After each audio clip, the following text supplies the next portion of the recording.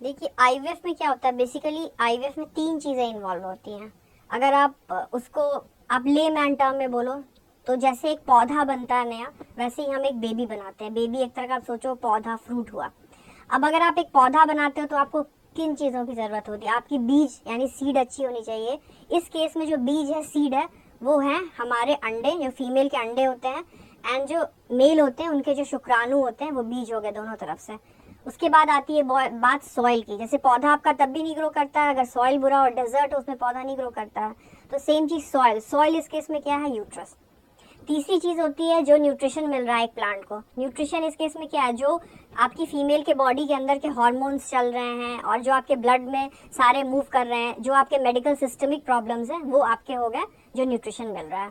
तो बेसिकली 3 चीज़ें आप पकड़ लो जो लेमैन लैंग्वेज पे हम बोलते हैं। फर्स्ट थिंग हो गई आपकी एग एंड स्पर्म क्वालिटी, उसी से एम्ब्रियो बनता है।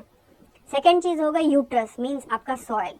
एंड थर्ड चीज़ हो गई जो आपकी फीमेल के बॉडी में, जो आपकी वाइफ है उनके बॉडी में जो चल रहा है। तो first and foremost we have to see कि इसमें से किस चीज़ में प्रॉब्लम थी जिसकी वजह से प्रेगनेंसी नहीं आई। एम्ब्रियो क्वालिटी के लिए हम बहुत सारी चीज़ें कर सकते हैं। जैसे हम एम्ब्रियो को ब्लास्टोसिस स्टेज तक ले जा सकते हैं। वो डे 5 एम्ब्रियो होता है, that is the maximum stage जो हम एम्ब्रियो को एक लैब में ग्रो कर सकते हैं।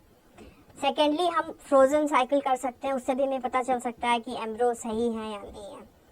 यूट्रस के लिए भी बहुत सारे टेस्ट हैं, जैसे आजकल 3D 4D आ गए हैं, डॉपलर स्टडीज़ आ गए हैं, हिस्ट्रोस्कोपी आ गए हैं, और एंडोमेट्रियल रिसेप्टिविटी के टेस्ट हैं, जिनमें आप देखोगे कि एम्ब्रियो तो नॉर्मल है, अनएक्सप्लेन्ड इनफर्टिलिटी है, एम्ब्रियो बहुत अच्छा बन रहा है, वाइफ के एग्स अच्छे हैं, हस्बैंड के स्पर्म अच्छे हैं, लेकिन फिर भी प्रेगनेंसी नहीं आती है। उन केस में क्या होता है? एंडोमेट्रियम में रिसेप्टिविटी नहीं होती, मीन्स एंडोमेट्रियम में क्षमता नहीं होती है बच्चे कैच करने के लिए। उन पेशेंट्स के लिए हम सरोगेसी की एडवाइस करते हैं। पर अगर आप सोचोगे कि सरोगेसी में भी 100% प्रेगनेंसी होती है, तो ऐसा नहीं होता है। बिकॉज आईवीएफ एक तकनीक है, वो एक साइंस है। उसमें ये ज़रूरी नहीं है कि हमने एम्ब्रियो बना के डाला और आपकी जो लाइनिंग है वो बहुत अच्छी है तो प्रेगनेंसी आ जाएगी, ऐसा कुछ भी नहीं है। इस तरह की चीज़ है, जैसे एक शब्द होता है मेडिकल प्रोफेशन में, उसको हम बोलते हैं फिकंडिटी। मीन्स जैसे एक फीमेल के 12 मेंस्ट्रुअल साइकिल्स होते हैं, वो 12 साइकिल में अपने हस्बैंड के साथ रहती है और उसके सब कुछ नॉर्मल है, उसकी ट्यूब्स खुली हैं, उसके एग्स अच्छे हैं, हस्बैंड का स्पर्म अच्छा है, फिर भी वो ऑल 12 साइकिल्स में कंसीव नहीं कर सकती है। That is unnatural. फिकंडिटी जो है सो इतनी हाई नहीं हो सकती है। तो उसमें 5 से 6 साइकिल ही ऐसे होंगे मैक्सिमम जिसमें कि वो कंसीव कर सकती है। Same holds true for the IVF cycle also. हम एम्ब्रियो बना के डाल रहे हैं और उसे हम कोशिश करते हैं मैक्सिमम मेडिसिन दे करके कि इम्प्लांटेशन हो जाए, और इम्प्लांटेशन का हम एक विंडो ढूंढते हैं जिसमें कि चांसेस ज़्यादा होते हैं इम्प्लांट करने के। और इसके अलावा हमें लैब का सारा टेक्निक नॉर्मल होना चाहिए, लैब में क्वालिटी कंट्रोल नॉर्मल होनी चाहिए, आप किस लैब में करा रहे हो आईवीएफ, वो बहुत इंपॉर्टेंट है। थर्डली जो डॉक्टर आपके कर रहे हैं उनका प्रिसीजन और स्किल कितना है, वो बहुत इंपॉर्टेंट है। एंड फोर्थ, जो फीमेल या मेल जो कपल्स इसमें इन्वॉल्व हैं, वो कितनी मेडिसिन टाइम पे लिए, कितना उन्होंने स्ट्रेस लेवल्स कम रखा, ये सब चंद चीज़ें आपको ध्यान में रखनी पड़ेंगी। तो आईवीएफ क्यों फेल होता है? यूजुअली इसमें से कुछ ना कुछ एक प्रॉब्लम रहती है। ओनली 5 to 8% या 10% पेशेंट्स होते हैं जिनमें कोई प्रॉब्लम नहीं होती, फिर भी उनके आईवीएफ फेल होते हैं। प्लस उसके बाद आपके ऑटो इम्यून फैक्टर्स भी होते हैं। जो ये 5-10% पेशेंट्स बचते हैं उनमें ऑटो इम्यून फैक्टर्स होते हैं, मीन्स उनकी बॉडी खुद के अगेंस्ट में ही एंटीबॉडीज बनाती है। उन केसेस में भी आईवीएफ फेल होते हैं। तो पहले तो आप सोचो जो आईवीएफ के लिए पेशेंट्स आ रहे हैं उनको एज इट इज इनफर्टिलिटी है तभी वो आ रहे हैं, वरना वो खुद से कंसीव हो जाते हैं। अब उनमें हम फर्स्ट चीज़ ये है कि हम एक डायग्नोसिस बनाएं। आईवीएफ एक बहुत ही ब्रॉड टर्म है, उसके लिए डायग्नोसिस बनानी बहुत ज़रूरी है कि पेशेंट को प्रॉब्लम क्या है जिसकी वजह से उसको आईवीएफ के लिए जाना पड़ रहा है।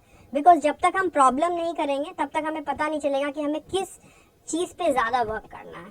तो that is a take home message कि आईवीएफ फेल होने से आप डरना नहीं चाहिए, बिकॉज सारी स्टडीज़ हैं वो हमें बताती हैं कि मिनिमम एक पेशेंट को 3 आईवीएफ साइकिल के लिए सोच के चलना चाहिए। एंड प्रेगनेंसी यूजुअली जो लोग लगे रहते हैं उनकी प्रेगनेंसी आ ही जाती है, पर ऐसा नहीं है कि 100% आती है, बिकॉज आईवीएफ एक साइंस है, उसमें 100% प्रेगनेंसी कभी भी नहीं हो सकती।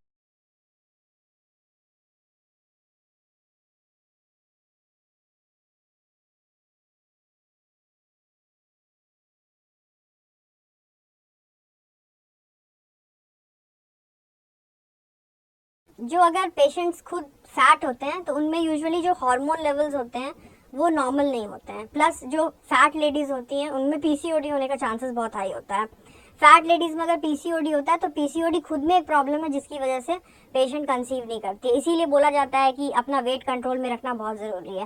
वैसे भी मोटापा एक अच्छी चीज़ नहीं है, और अगर आप प्रेग्नेंट हो भी जाओगे तो उसमें अबॉर्शन के रिस्क सब कुछ बढ़ जाते हैं अगर आप मोटे हो। आपको डायबिटीज़ होने के रिस्क रहते हैं, आपको हाइपरटेंशन होने के रिस्क रहते हैं प्रेगनेंसी में, इसीलिए बोला जाता है कि आप अपना वेट मैनेज करके चलो।